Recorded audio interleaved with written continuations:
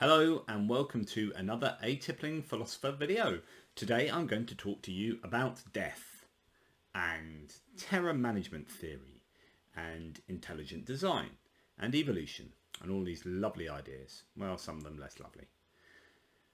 What do I want to say? Well, the first thing I'm going to do is just read out to you a definition of terror management theory, because I want to speak to you about how it appears that one's understanding of one's own mortality and inevitable death can influence how one reacts to not only ideas that might challenge one's worldview, but also to other people who happen to be outside of that worldview. And that's really quite interesting. And there's a lot, as ever, with arguing with anyone. There's so much more operating under the hood, under the bonnet. There's a lot more going on in the psychology of people when we are arguing about rational things and presenting evidence and good arguments. It turns out that people aren't really generally so convinced by rational evidence and arguments, but are more convinced by psychological mechanisms, so on and so forth. So let me first look at definitions of terror management theory. Well, I'm just going to read from the Wikipedia page because that's quite easy and it does the job.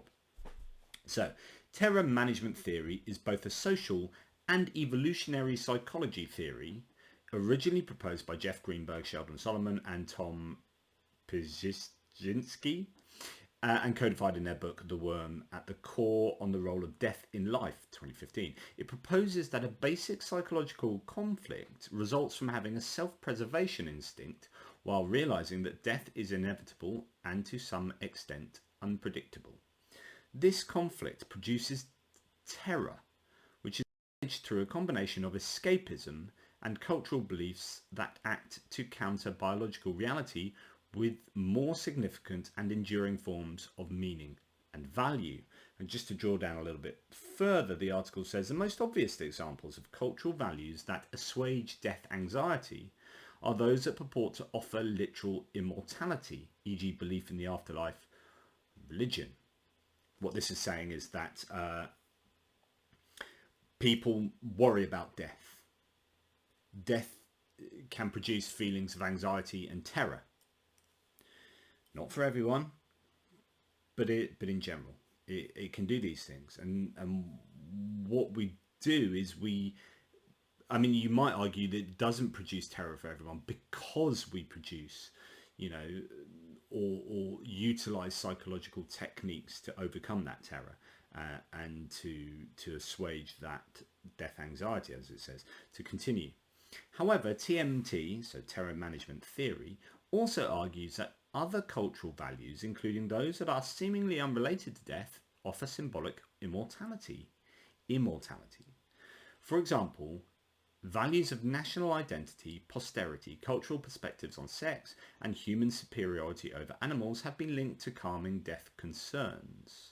In many cases, these values are thought to offer symbolic immortality, either by providing the sense that one is part of something greater that will ultimately outlive the individual, e.g. country, lineage, species, or B, by making one's symbolic identity superior to biological nature, i.e. you are a personality which makes you more than a glob of cells.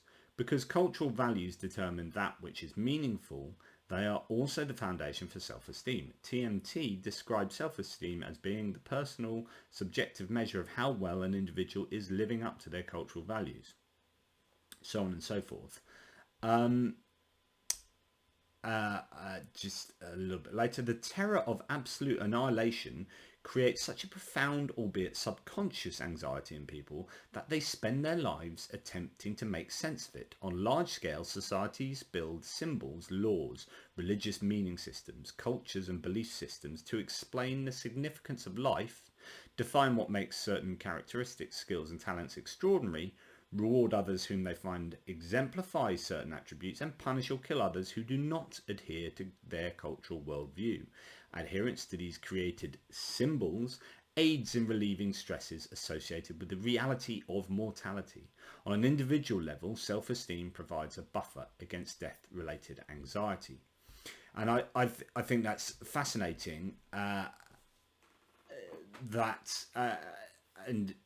there's research to back this up. It's not just a mere assertion, but I think, even with people who say, oh yeah, I'm not afraid of death, I think it's probably a case of, because they often offer a reason why they're not afraid of death, which is to say that if I didn't have these reasons, I might well be afraid of death.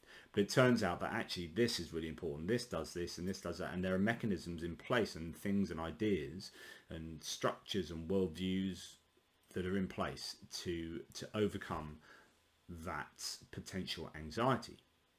And there's something called mortality salience. And this is further on in the Wikipedia article. I'll just read a little bit before going on to look at a particular piece of research, which I think is fascinating.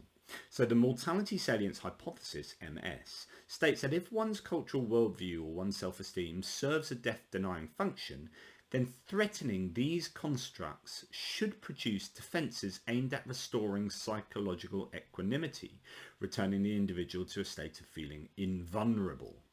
In the MS paradigm, again, mortality salience, not multiple sclerosis, in the MS paradigm, these threats are simply experiential reminders of one's own death. This can and has taken many different forms in a variety of study paradigms, e.g. asking participants to write about their own death, conducting the experiment near funeral homes and cemeteries, having participants watch graphic depictions of death, etc., etc.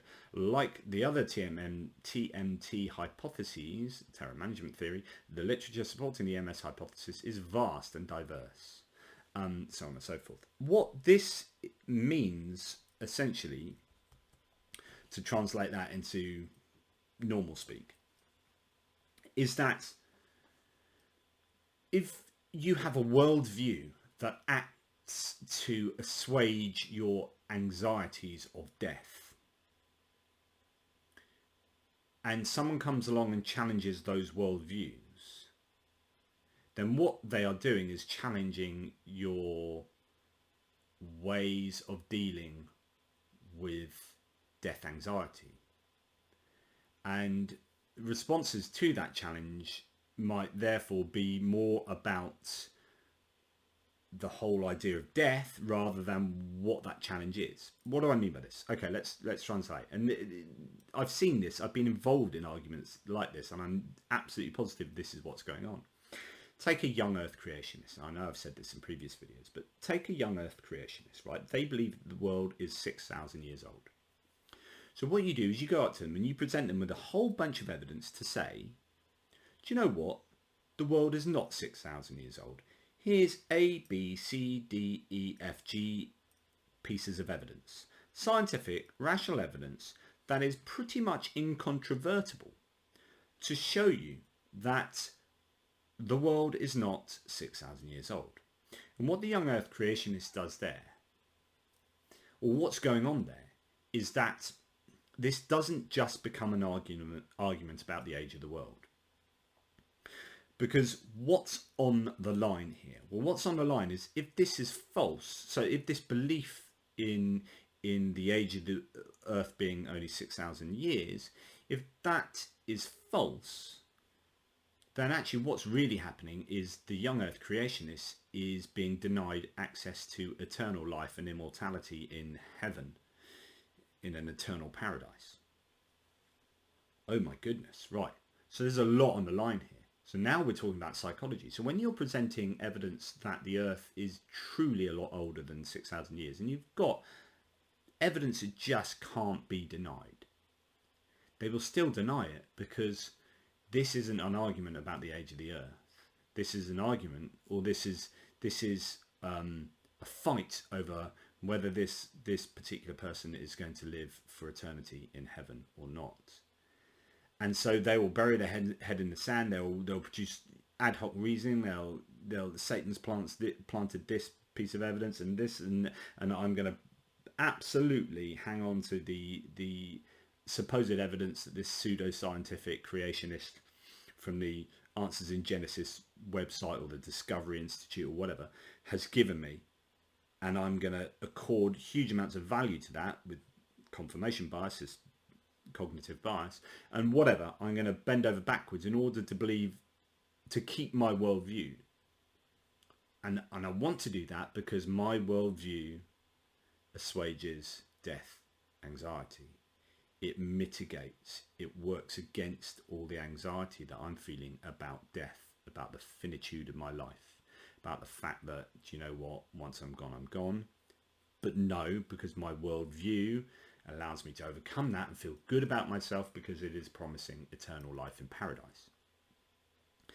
So therefore, when you have these arguments, the creationists against the evolutionists, or the creationists against the scientist that has all the evidence that the world isn't 6,000 years old, you are having an argument about mortality, really. Or this is what's happening is you're having a psychological butting of heads rather than an evaluation, a rational evaluation of argument. Because if you just had a rational argument, evaluation of evidence, if you just believe that, hey, humans are rational and we're all going to come to rational conclusions, then everyone would agree with this, the science-based, evidence-based approach, right? But that's not what happens. So something else is definitely going on here. And that something else has a lot to do with terror management theory and managing our own terror of death, whether you are aware of this or not. So I'm now going to just read a little bit from this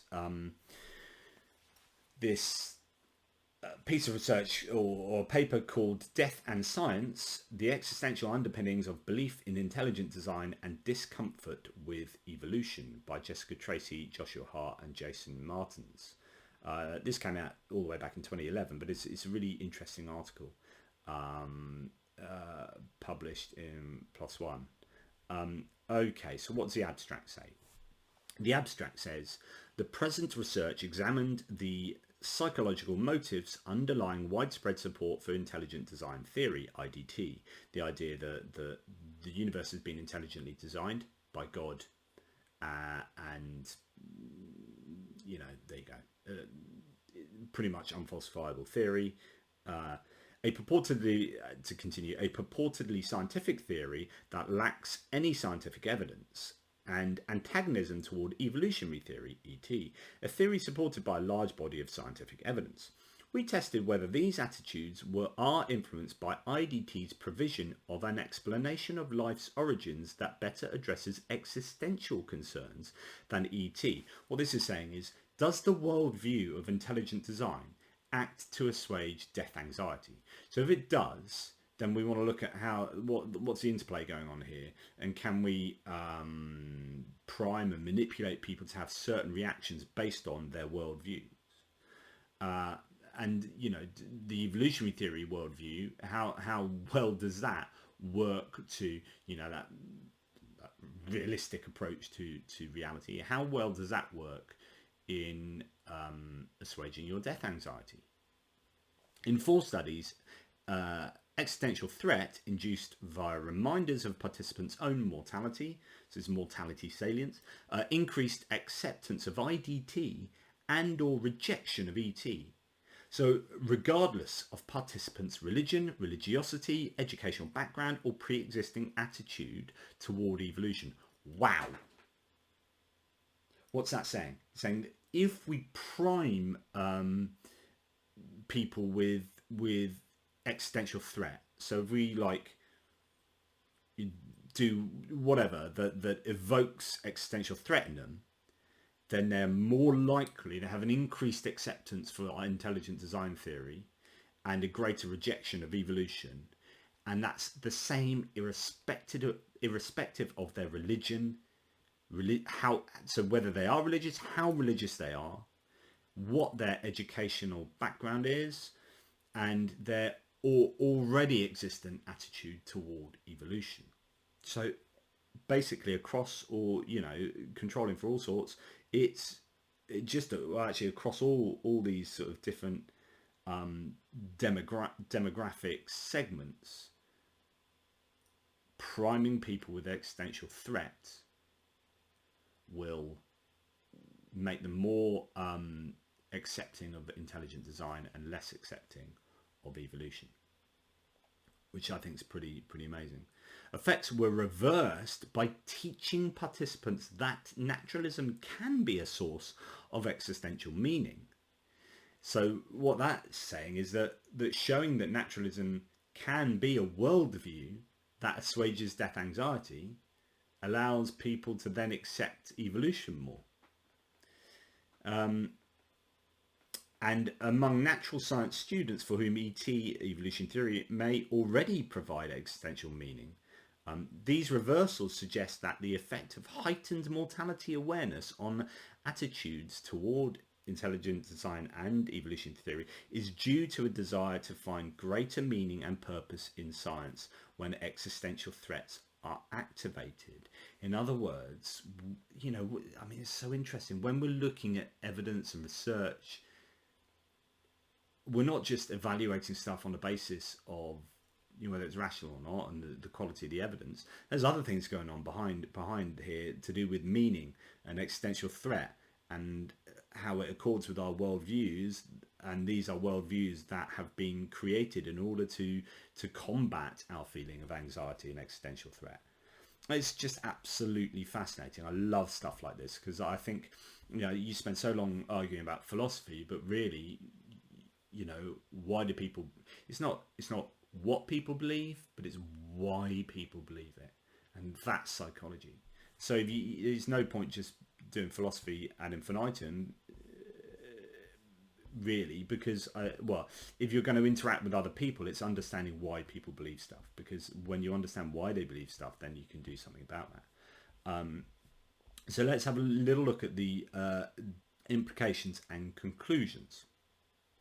These findings have implications for our understanding of how existential concerns influence views of scientific theories and individuals' willingness to accept them, and for the success of the IDT movement. No previous study has examined whether psychological motives influence the ongoing debate between proponents of intelligent design theory and evolutionary theory, a debate of great importance to the future of science and science education. The present research suggests that attitudes towards scientific or seemingly scientific views and ideologies can be partly shaped by unconscious psychological motives to maintain security and ward off existential angst through the cultivation of meaning and purpose, which is, it's fascinating stuff.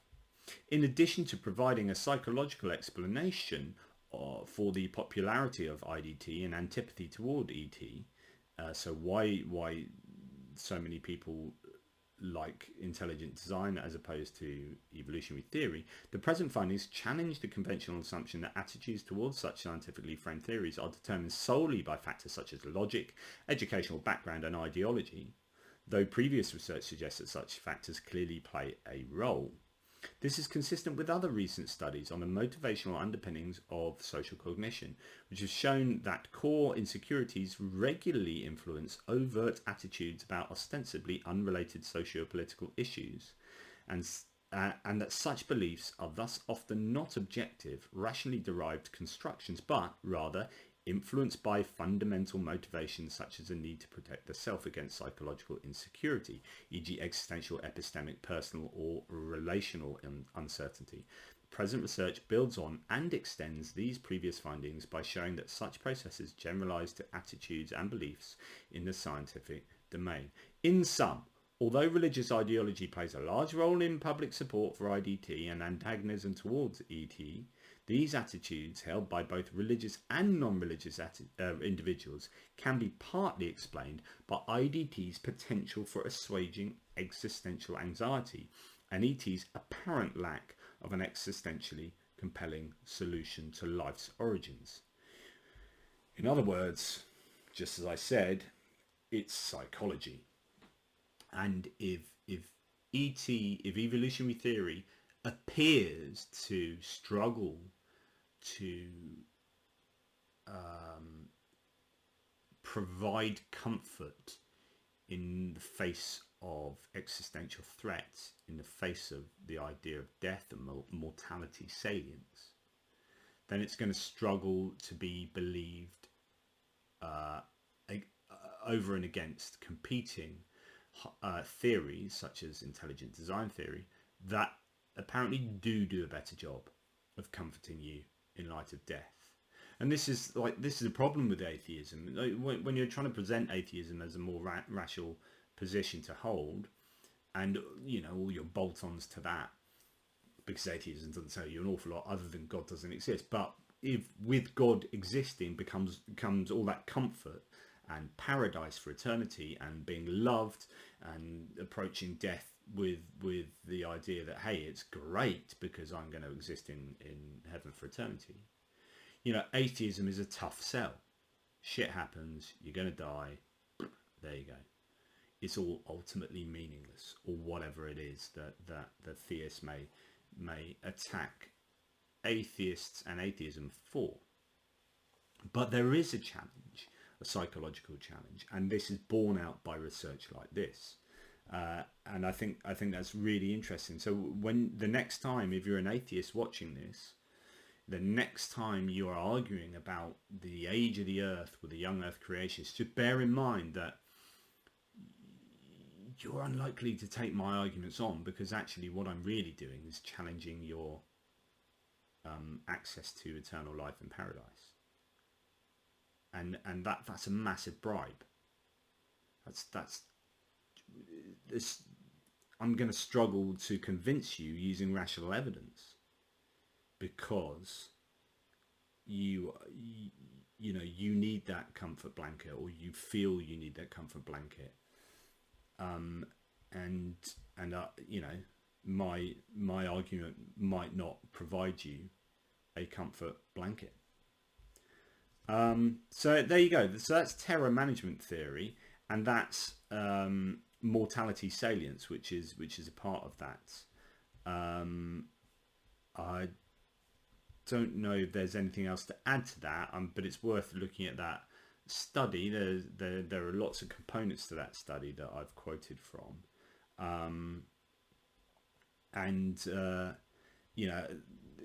it's well worth looking at.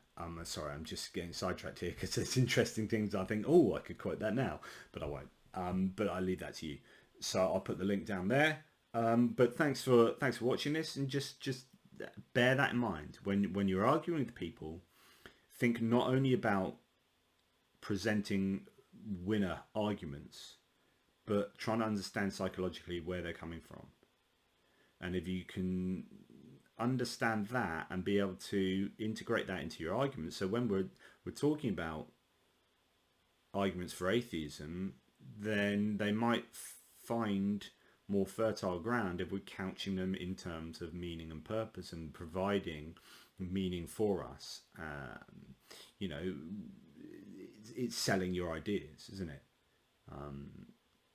That's not to say you're lying about them or you're spinning them, but you are saying, look, here is what I believe, and here are the benefits of what I believe, and genuine benefits, and how it could benefit your life and how you feel about your life. And do you know what? If that's still not good enough, I don't know. Maybe it's a lost cause, but understanding people's psychology when you are arguing with them is a huge part of being able to convince them out of the position that they're in. Because the old adage goes, you can't rationally convince someone out of a position they haven't rationally convinced themselves into in the first place. Arguing becomes difficult when there is overwhelmingly, there's psychology involved. There you go. I'd love to hear your ideas. You always put great comments in the comments below. Please like, subscribe and share and do all these things, and I'd love to get to 1,500 subscribers, 2,000. Hey, but for you guys who are already there, thank you so much. Thanks for all your support, and remember, question everything, particularly yourselves.